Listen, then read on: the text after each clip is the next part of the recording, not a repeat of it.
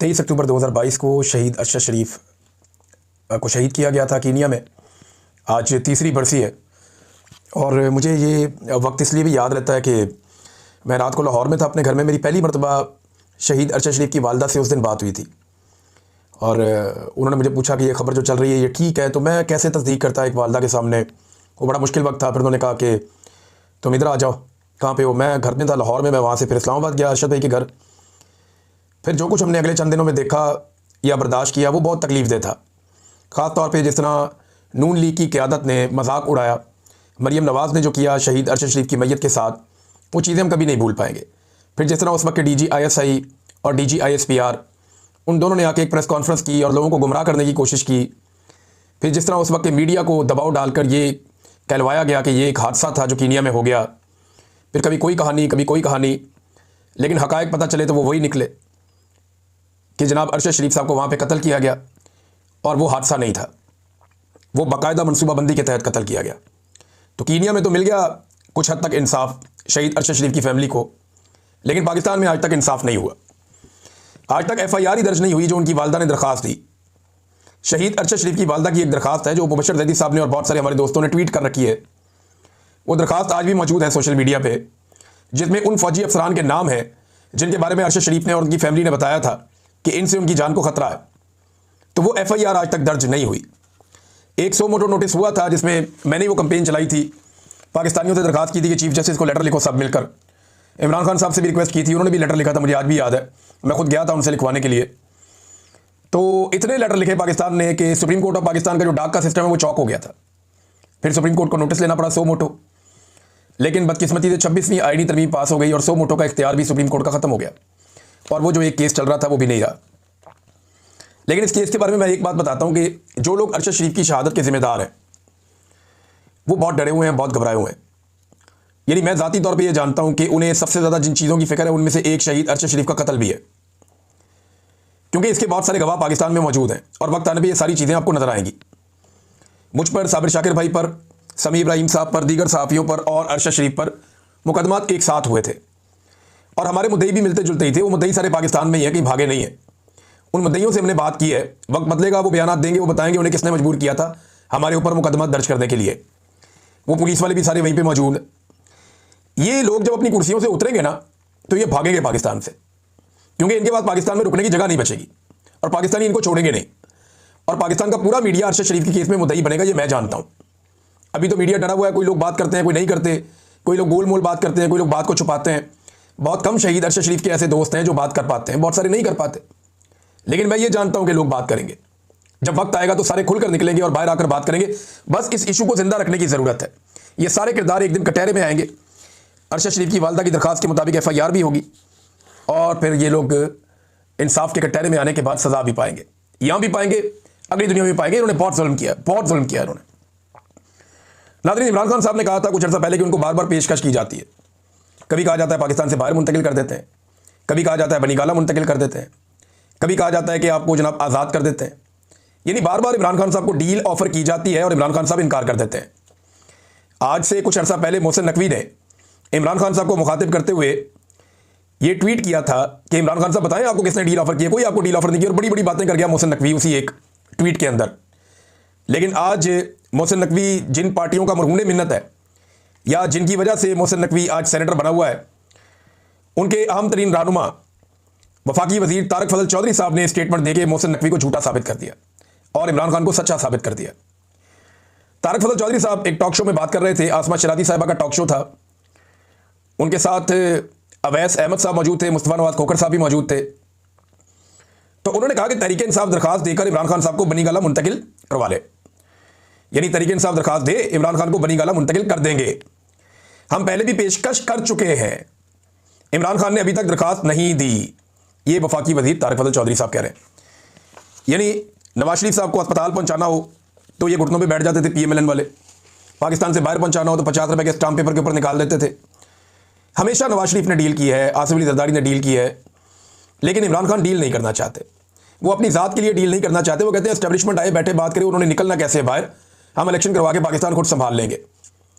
तो एक्चुअल तो मामला यह है कि एस्टेब्लिशमेंट के कब्जे से पाकिस्तान निकले, हुकूमत चाहे बाद में किसी की भी आ जाए।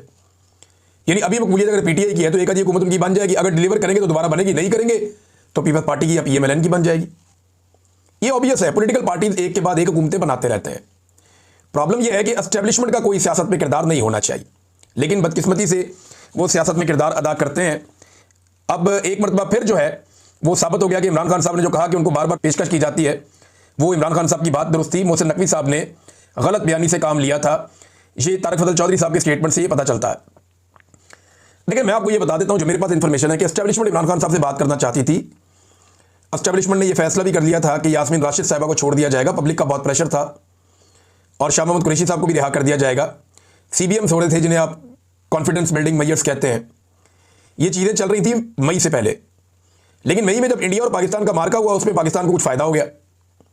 वो जो फ़ायदा हुआ तो मिलिट्री एस्टेब्लिशमेंट को थोड़ी सी ऑक्सीजन मिल गई पब्लिक में, तो उन्होंने वो फैसला अपना तब्दील कर दिया। जहाँ पे वो उस वक्त पाकिस्तान तरीके इंसाफ की मिन्नतें कर रहे थे बातचीत करने के लिए और रास्ते निकालने की बात कर रहे थे। मैंने आपको बताया भी था एक वीलॉग में कि मुझे तक रब्ता करके एक दो लोगों ने यह दावा किया कि जनाब बड़ी जल्दी हालात ठीक हो जाएगी, मिलिट्री एस्टेब्लिशमेंट अपने आप को सियासत से अलग कर लेगी। तो मैंने उस वीलॉग में भी ये कहा था कि जब तक ये नहीं कर लेंगे तब तक हमें यकीन नहीं करना चाहिए।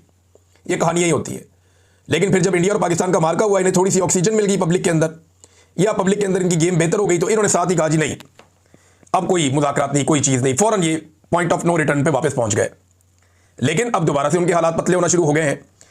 आजकल खबरें ये दी जा रही हैं या दिलवाई जा रही हैं, लेकिन खबरें आ रही हैं।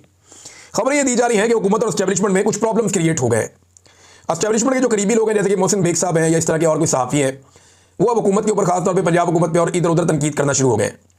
मोहसिन बेग साहब का अपना एक प्रॉब्लम भी है कि उनके जो तीफी भट्ट का कत्ल हुआ, पुलिस ने जो उन्हें कत्ल किया वहाँ पे मावराए अदालत, मावराए कानून लाहौर में, तीफी भट्ट का बड़ा लाहौर में नाम है, बहुत सारे हवालों से लोग जानते हैं। वो एक जो लाहौर का पूरा एक अंडरवर्ल्ड है, वो इस तरह के लोग हैं। और भी बहुत सारे लोग थे और इनकी दुश्मनदारियाँ पुरानी चलती रही हैं और मुख्तलिफ किस्म के मामला इनके बड़े पेंडिंग हैं, बहुत सारे मुकदमात इनके ऊपर हैं, इनके मुखालिफिन के ऊपर भी हैं, ख़ानदानी दुश्मनियाँ भी चल रही हैं। तो तीफी भट्ट ने नवाज शरीफ वगैरह को बड़ी सपोर्ट भी माजी में की हुई है और मोहसिन बेग साहब के इन लोगों के साथ अच्छे ताल्लुकात। हो सकता है उनको उस बात का भी गुस्सा हो गया, ये जाती हुई है। लेकिन जनाब मोहसिन बेग साहब और दीगर जो कई सहाफ़ी हैं, वो अब हुकूमत पे तनकीद कर रहे हैं। जो रुकी हुई थी वो तनकीद पहले नहीं हो रही थी, लेकिन इसका मतलब हरगिज़ ये नहीं लेना चाहिए कि आसिम मुनीर साहब नवंबर में घर जा रहे हैं। ये मेरे ख्याल में कबल वक्त होगा। नवाज शरीफ के बारे में आप कोई प्रिडिक्ट तो नहीं कर सकते। नवाज शरीफ का प्रॉब्लम है कि वो अपने अलावा किसी और को ताकत के किसी ओहदे के ऊपर बैठा हुआ नहीं देख सकता। नवाज शरीफ के लिए ये बर्दाश्त करना भी बहुत मुश्किल है कि मेरा भाई वज़ीर आज़म पाकिस्तान बना हुआ और मैं क्यों नहीं बना। यानी इनका शरीका भी होता है ना। ये लास्ट टाइम जब बनाना था तो शाहिद खाकान अब्बासी को बना दिया था नवाज शरीफ साहब ने, शहबाज शरीफ साहब को नज़रअंदाज किया था। तो ये एक नवाज शरीफ साहब का प्रॉब्लम तो है कि वो किसी जर्नैल को, किसी सियासतदान को अपने से ऊपर नहीं देख सकते। उन्हें मुकम्मल ताकत पसंद है। दूसरा एक और चीज़ भी आपको ध्यान में रखनी पड़ेगी कि मौजूदा जो आर्मी चीफ है, इसने ट्रंप के साथ अच्छे ताल्लुकात बनाए हैं। और एक बात और भी देखें कि जो डीजी आईएसआई है उसे एक्सटेंशन मिल चुकी है पाकिस्तान में। तो एक फेज तो तय हो चुका है कि डीजी आईएसआई वो एक्सटेंशन ले चुके हैं। आर्मी चीफ के ट्रंप के साथ अच्छे ताल्लुकात हैं। 5 साल वाला कानून पहले बना हुआ है। तो क्या वाकई आसिम मुनीर साहब नवंबर में घर चले जाएंगे? तो मेरे ख्याल में ये इस तरह की चीज़ें बाद फैलाई जाती हैं ताकि थोड़ा सा जो लोगों के अंदर एक मोमेंटम बन रहा है या रिएक्शन आ रहा है, लोग थोड़े मुतमईन हो जाए। लोगों को जब लगता है कि वो बगैर लड़े जीत सकते हैं तो वो लड़ाई का इरादा तर्क कर देते हैं। बाद औक़ात ऐसी चीज़ें इसलिए भी फैलाई जाती हैं। कोई वजह नहीं है कि इस तरह के किसी प्रोपेगेंडा पे भरोसा किया जाए। हर जमहूरियत पसंद को आसरा दिया जाता है वक्ती तौर पे और फिर वक्त भी निकल जाता है। आजकल नून लीग और पीपल्स पार्टी वालों को आप देख रहे हैं ना, वो आपस में नूरा कुश्ती कर रहे हैं। ये नूरा कुश्ती है। जैसे ही इमरान खान मैदान में आएगा आप देखिएगा ये दोनों मिलकर इलेक्शन लड़ेंगे। जैसे ही इमरान खान मैदान में आएगा आप देखिएगा ये इकट्ठे हो जाएंगे और ये इमरान खान के दुश्मन बन जाएंगे और ये एक साथ मिलकर इमरान खान को मारेंगे। ये नूरा कुश्ती इसलिए कर रहे हैं कि अपने अपने हलकों में अपने अपने लोगों को थोड़ा सा एक्टिवेट करें, क्योंकि इनके कारकुन की अब ये कैपेसिटी रही नहीं कि वो पाकिस्तान तरीके इंसाफ का मुकाबला करे या उनके बयानिए का मुकाबला करे। लेकिन एक दूसरे के बयानिए का मुकाबला ये कर सकते हैं। तो इसलिए कारकुन को मुतहर्रिक करने का इन्होंने एक नया तरीका निकाला है, उस पर आजकल काम कर रहे हैं। राणा सनाउल्लाह का एक बयान आया, उसको आप नज़रअंदाज नहीं कर सकते इस मौके पर, क्योंकि थोड़ा अजीब बयान है। उन्होंने कहा कि फील्ड मार्शल आसिम मुनीर के होते हुए सियासतदानों ने अगर मौका गवा दिया और मसाइल हल ना किए तो शायद कल कोई ऐसा आ जाए जो उनको मौका ही ना दे। मेरी बात याद रखें, ये राणा सनाउल्लाह साहब ने बात की। इसके 3 पहलू हैं। नंबर 1 तो ये है कि फील्ड मार्शल के जाने के बाद यानी इनके होते हुए सियासतदानों ने मौका गवा दिया और कोई नया आ गया। इसका मतलब यह है कि राणा सनाउल्लाह साहब एक इशारा दे रहे हैं या फूड फॉर थॉट दे रहे हैं। जैसे कि मैंने पीछे आपको बताया भी, हो सकता है वो सोचने के लिए लोगों को एक मुहैया कर रहे हैं कि जनाब ये इस तरह सोचो कि फील्ड मार्शल जा भी सकता है। अब फील्ड मार्शल बनने का फायदा क्या जब जाना ही था। तो जाने वाने का इरादा तो किसी का नहीं, इस कुर्सी पे जो आता है वो जाता नहीं है, उसे भेजना पड़ता है। आज तक आर्मी चीफ की कुर्सी पे जो भी आया वो गया नहीं, उसे भेजा गया। आसिम मुनीर साहब भी जाने के नहीं है, उनको भेजना पड़ेगा। जनरल बाजवा जिस वक्त अपनी स्टिक हवाले कर रहे थे आसिम मुनीर साहब की, तो उनकी बॉडी लैंग्वेज आपको याद है, एक मुर्दा बॉडी लैंग्वेज थी उनकी, जैसे कोई धक्के देके चला रहा है। तो जाते हुए कोई भी खुश नहीं होता, सब नाराज होते हैं, सब परेशान होते हैं। तो आसिम मुनीर साहब ने भी जाना थोड़ी, इनको भेजना पड़ेगा। जो भी आर्मी चीफ होता है वो ऐसे ही होता है। अब वो ये इशारा दे रहे हैं कि शायद ये चले जाएं और कोई और आ जाए, लेकिन साथ ही वो ये कह रहे हैं कि सियासतदानों को मिलकर बैठकर बात करनी चाहिए। देखिए, जब भी कभी गर्मियां आती हैं ना, तो हुकूमत मुकर जाती है पाकिस्तान में, जी हमने कोई मुज़ाकरात नहीं करने, क्योंकि गर्मियों में तरीके ही नहीं चलती। आप देखें कि अप्रैल, मई, जून, जुलाई, अगस्त, सितंबर तक हुकूमतें घास ही नहीं डालती हैं अपोजिशन को।